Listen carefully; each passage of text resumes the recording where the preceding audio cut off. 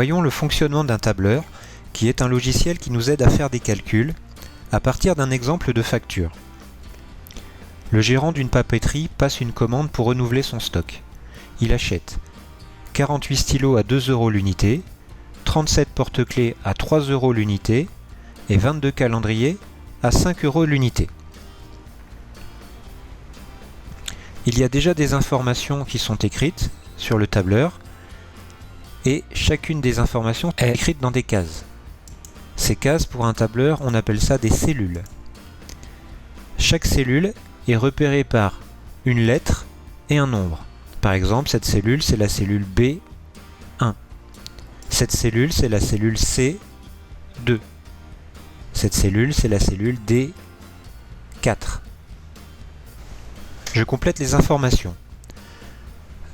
Le gérant achète 48 stylos à 2 € l'unité, 37 porte-clés à 3 € l'unité et 22 calendriers à 5 € l'unité. Maintenant, il va falloir calculer le montant de chaque achat en multipliant le prix unitaire par la quantité achetée. Dans un tableur, la multiplication se fait avec le symbole étoile.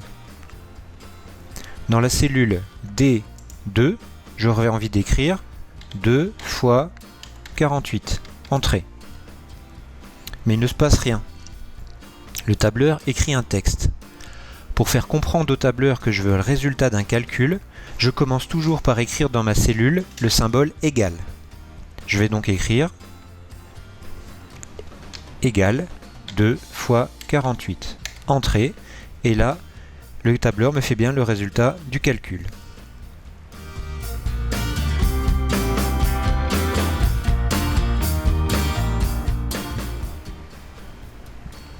Pour utiliser le tableur plus efficacement, nous n'allons pas écrire les nombres dans les cellules, mais juste le nom des cellules. Nous verrons après pourquoi c'est plus pratique. Ainsi, dans la cellule D3, je vais écrire égal pour avoir le résultat d'un calcul. Le nombre 3 est placé dans la cellule B3. Je tape égal B3 multiplié par ce qu'il y a dans la cellule C3. Entrée. Et là encore, le tableur me fait le résultat du calcul. On peut même aller encore plus vite. Donc pour les calendriers, je vais taper égal. Et je n'ai même pas besoin d'écrire B4, je peux juste cliquer dans la cellule. B4 fois, et je clique dans la cellule C4 et le tableur écrit ce qu'il y a à écrire. Entrée. Maintenant, pour avoir le total des achats, il me reste à additionner les 3 nombres qui sont dans la colonne D. Pour cela, je vais aller dans la cellule D6, je commence par un égal, et je vais écrire égal ce qu'il y a dans D2, plus ce qu'il y a dans D3, plus ce qu'il y a dans D4. Entrée, et on obtient le total des achats qui est de 317 €.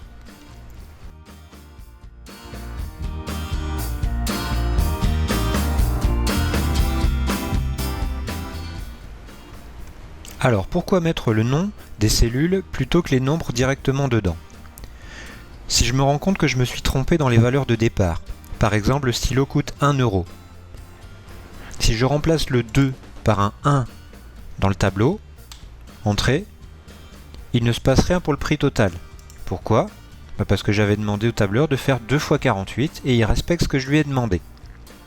Par contre, là où j'ai mis le nom des cellules, par exemple j'achète 40 porte-clés.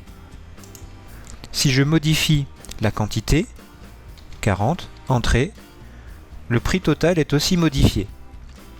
Dans l'opération, je n'ai pas demandé au tableur de prendre le 3 et le 40, je lui ai demandé de prendre ce qu'il y avait dans la cellule là et de multiplier par ce qu'il y avait dans la cellule là.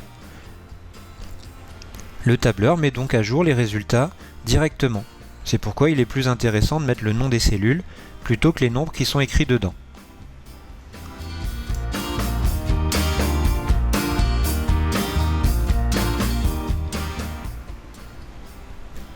En résumé, pour écrire un calcul, il faut commencer par le symbole égal et il est plus pratique de mettre le nom des cellules plutôt que les nombres écrits dedans.